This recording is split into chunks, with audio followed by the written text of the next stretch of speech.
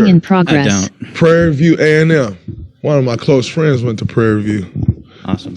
Dope. You went to Prairie View? I did not. Oh, respect. Michael Pina from Sports Illustrated.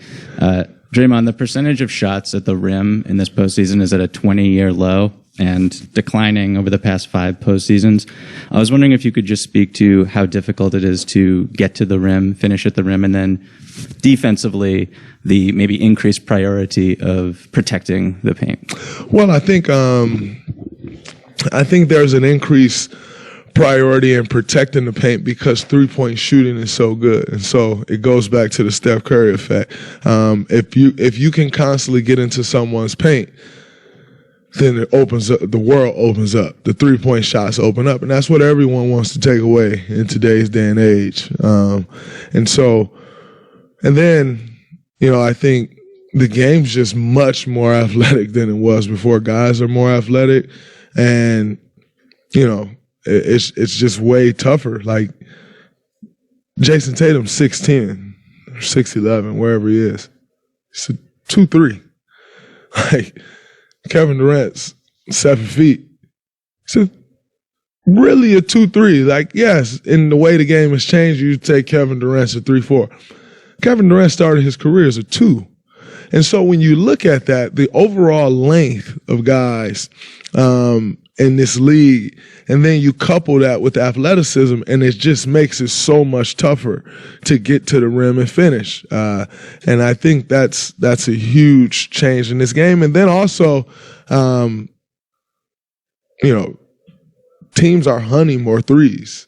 And so even the priority for most teams, it is to get in the lane and kick out for a 3, as opposed to getting to the lane and finishing at the rim, or getting to the lane and getting to your mid-range. It's to get there and kick out, and I think that adds to the drop as well. First row on the left. Hey, Draymond. Tomer Zarley from Clutch Points.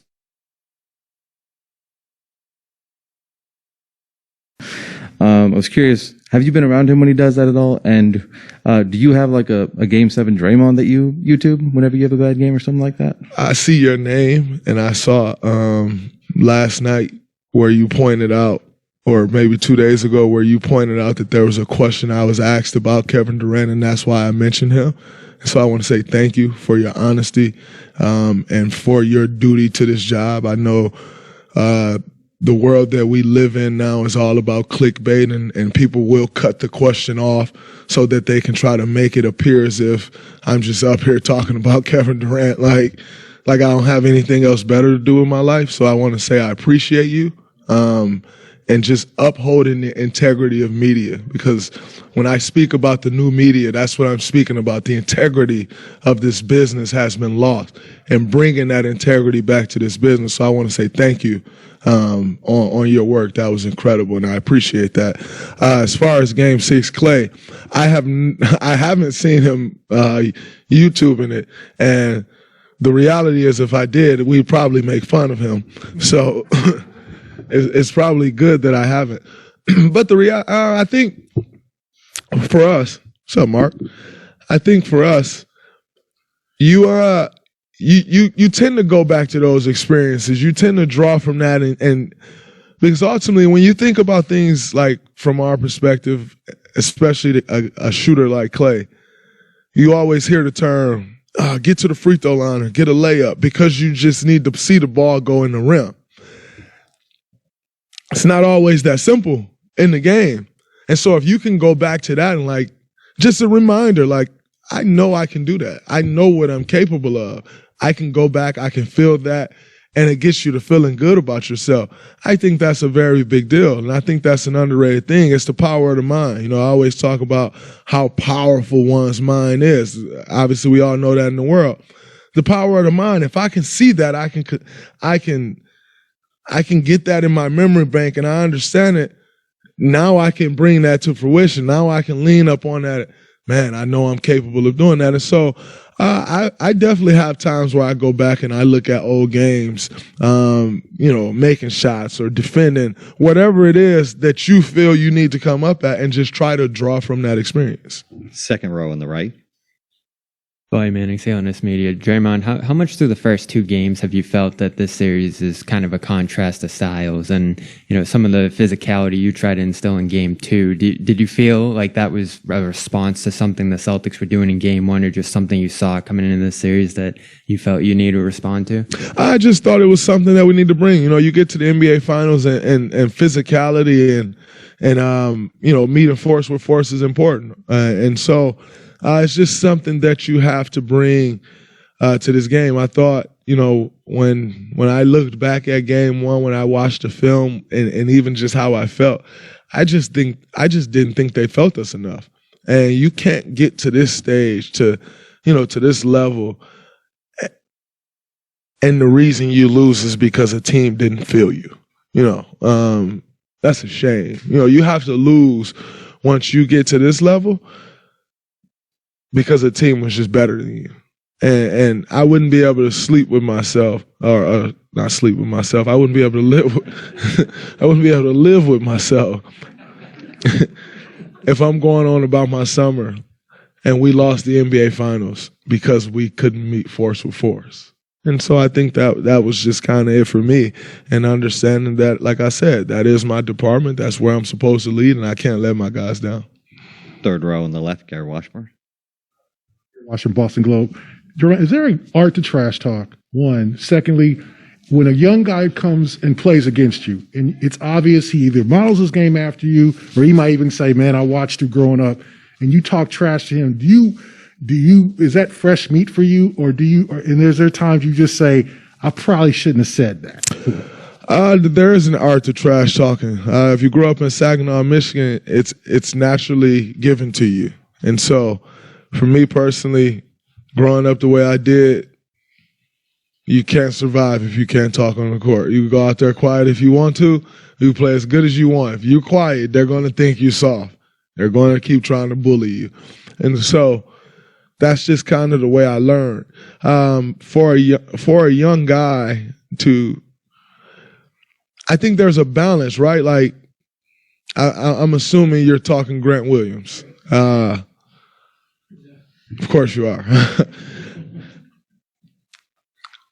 I think when you see a guy say, man, I grew up watching him, you appreciate it. Because, that's why you work. You work to create a path for the next young guy. Like, my goal when I came in here was to create a path for Grant Williams. And so to hear him say that, it's an honor. And so I don't take that for granted one bit. When a guy comes and when you say that and then you start talking junk to me, then yes, I'm going to say something about that, of course.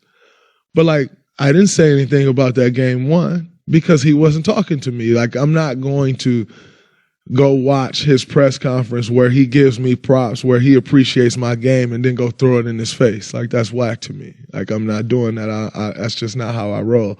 LeBron James, when I was wearing LeBron James sneakers in my first 1, 2, 3 years and playing against him, he didn't throw in my face dude, you got on my sneakers. This is just not something you do. Once he start going at me and it got chippy and, he's yap, and all right, bro, you can't say that and then come and say this, that just doesn't add up to me. So then you just go wherever you got to go. And for me, that's where I'm going. Do I feel like, no, man, I shouldn't have said that. That was too, nah, it's the heat of the battle. You're out there on the court. You get to feel sorry for him or yourself if you want to. It's going to turn on you. So, no, you just keep it moving. Third row in the middle. I'm also someone who, things happen on the basketball court. Things are said on the basketball court. It's the basketball court. I then leave the basketball court. I go home to my life, my normal life. But, I am not one that's like, oh, man, such and such did this on the court, and now I need to feel a way. It's the basketball court. Last question in the middle. Joseph Pavone, CLNS Media. Draymond, along those lines, who's a player that you saw growing up that may have taken that out of you in terms of like giving you that tenacity, that aggressiveness? Two guys that were talking after game 2 was Gary Payton and Cedric Maxwell, and they talked about that. They got a glimpse of that old school trash talk and physicality basketball that they both, lived. And I'm wondering, obviously, that's been part of your game for a long time now, but is there someone in particular that inspired that, or where did that originally come from, I guess? No, I think it just comes from growing up in Saginaw, playing at Vest Park, playing at the Silvertown Recreation Center. Obviously, and growing up, I watched guys like Gary Payton, Rasheed Wallace. I watched all those guys and how they went about their business. Dennis Rodman, seen those guys over the years, and I have a huge appreciation for Uncle Oak. How he enforced things. Like that's a part of the game. Like that is a skill, and so I have a huge appreciation for those guys. I saw what Cedric Maxwell said, and one thing that baffles me about the '80s or the '90s or whatever you want to call when basketball was so much more physical is some of the guys that be talking weren't the guys that was punching people. Like they act like guys was just walking around the court like I'm hitting this guy in the nose. There were a few guys back then that would lay you out, that would knock you out, that would foul you and get thrown out the game. Bill Laimbeer, Rick Mahorn, but everybody running around acting like they were that. Y'all were getting bullied, and so it baffles me when every guy, just because they played in the '80s, just because they played in the '90s. It's like, man, if you played in our day, you get knocked out. Like, no, not really, because it wouldn't be you. So, okay, you saying Rick Mahorn would have knocked me out. Rick Mahorn probably knocks you out. Like, Bill Laimbeer probably lays you out. So were there enforcers of that time? Of course. Would they have knocked you out? Of course. Their fine was also $2. Like, it's just not the same day and age. If I go knock somebody out, I probably get fined $1 million. Like, it just don't work the same. And so, when guys get to making these comparisons or talking about, if you played in this day and age, like, yeah. And if you played in this day and age, you would have had to be way more skilled than you were. And it's just different, like comparing the physicality to the game and everybody acting like they were just the most physical and brutal enforcers. It's like everybody acting like they shoot the ball like Steph Curry today. It's like, then it was physical. Now it's shooting. Everybody can't shoot the ball. Imagine me in 20 years like, man, if you played in my day, you had to shoot. Guys did shoot better and more. But that don't mean you shot that well. And so it just baffles me when guys get out here talking and they ain't got, we got YouTube and you can pull up them highlights and they ain't got no YouTube fights. Like you see them on the court getting bullied, but they talking about you who got punched in the face. These people be killing me. Y'all enjoy y'all day. Thanks a lot, Draymond.